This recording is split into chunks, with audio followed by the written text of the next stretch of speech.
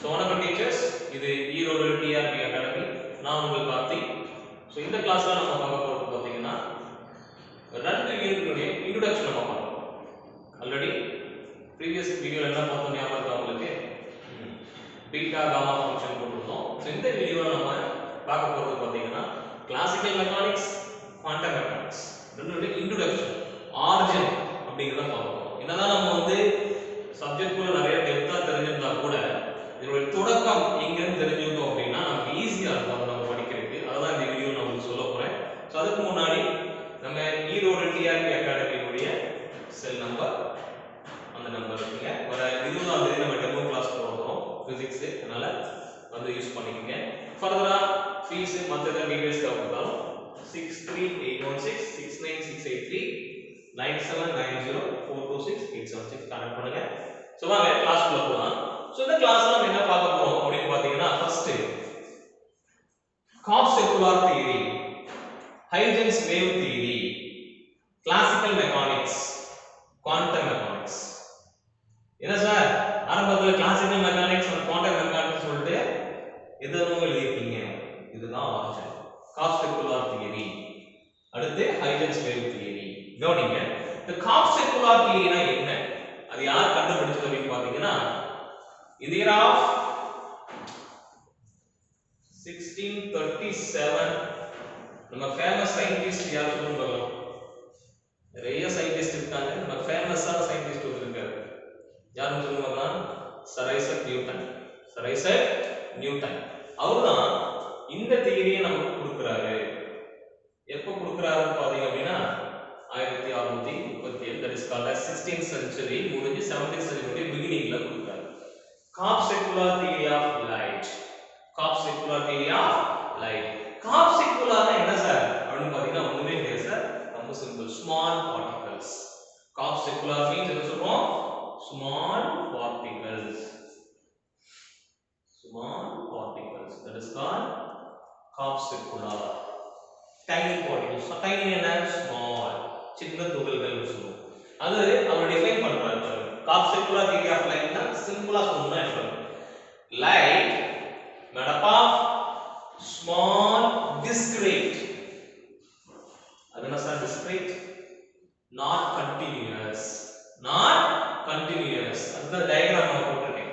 நீங்க any source of light you can view look like a continuous wave, but actually not happening like that because they are discrete like this. சொல்றது புரியுதுங்களா? Light made up of small discrete particles called Cox circles. Actually நம்ம light நீங்க tube light வரதோ sunlight என்ன light source ஏதாவது ஒரு ஒளி மூலத்துல இருந்து வரக்கூடிய லைட் நமக்கு பார்க்கறதுக்கு கண்டினியூஸா இருக்க மாதிரி இருக்கும் வேவ் ஃபேஸ்ல, பட் ஆக்சுவலா அது கண்டினியூஸ் கிடையாது. இந்த மாதிரி டாட் பார்ட்டிகல் ஸ்மால் பார்ட்டிகல்ஸ் ஆகும். இதோட அசோசியேஷன் தான் கண்டினியூஸ். இததான் Cox circular theory of light அப்படிங்கிறதுல சர் ஐசக் நியூட்டன் சொன்னார். உங்களுக்கு புரியும்னு நினைக்கிறேன். சோ முதல்ல Cox circular theory என்னங்க?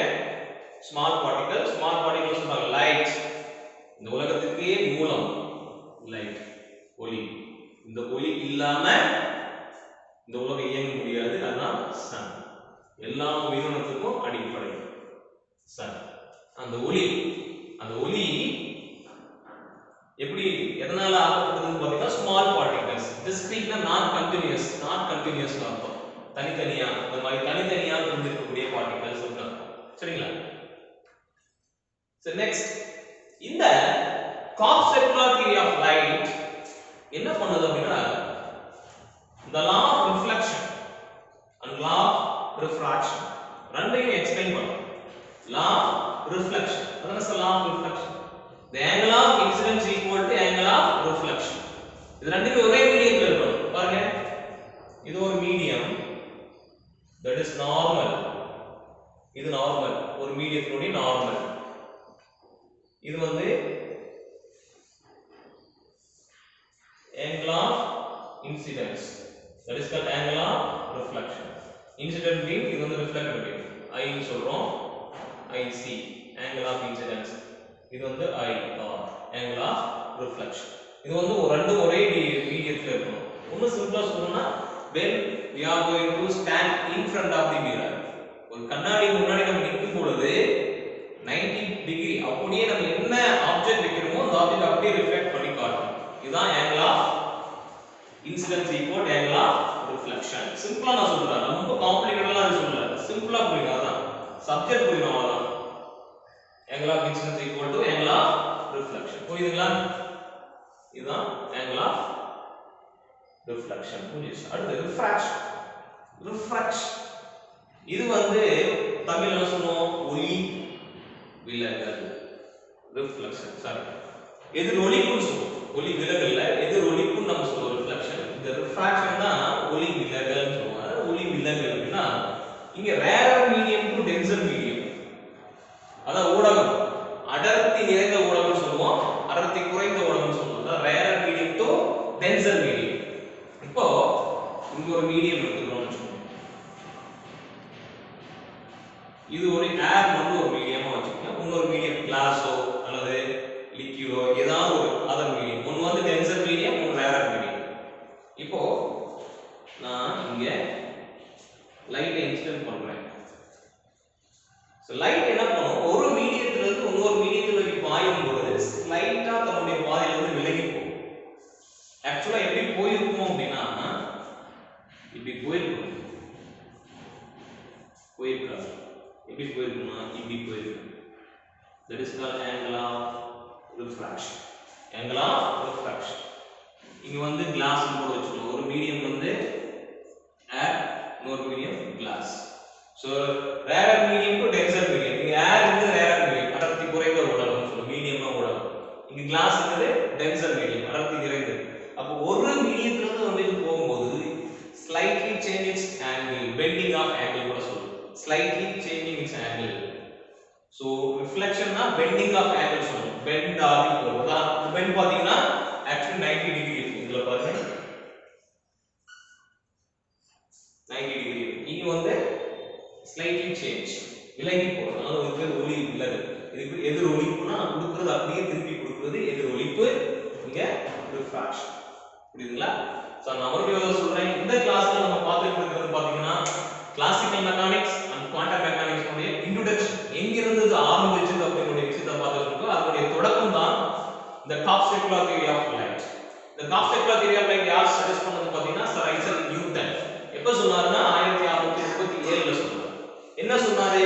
Light made up of small discrete particles called corpuscles. அடுத்து ரிஃப்ளெக்ஷன் அண்ட் ரிஃப்ராக்ஷன். இந்த இது சாட்டிஸ்ஃபை பண்ணிடுச்சு.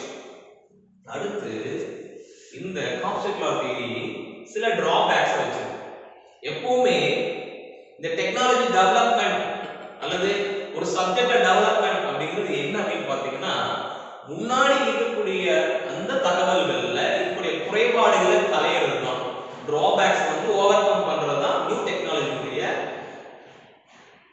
வேலை. அதே மாதிரி தான் இங்கேயும் நியூட்டனுடைய காப்ஸ்டேக் லா தியரியில் இருக்கக்கூடிய அந்த டிராபேக்ஸை ஓவர் கம் பண்றது தான் இந்த ஹைஜன்ஸ் வேவ் தியரி. எதுக்காக எழுதிருக்குன்னு தெரியுதுங்களா? காப்ஸ்டேக் லா உடைய டிராபேக்ஸை ஓவர் கம் பண்றது தான் இந்த ஹைஜன்ஸ் உடைய வேவ் தியரி. சோ என்னென்ன டிராபேக்ஸ் அப்படின்னு பாத்தீங்கன்னா பின்னடைவு அல்லது தோல்வின்னு வச்சுக்கலாம் டிராபேக்ஸ் அப்படிங்கும்போது. அடுத்து ஃபர்ஸ்ட் டிஃப்ராக்ஷன் அண்ட் டைஃப்ராக்ஷன் நம்ம சொல்லுவோங்க. அடுத்து இன்டர்ஃபரன்ஸ்,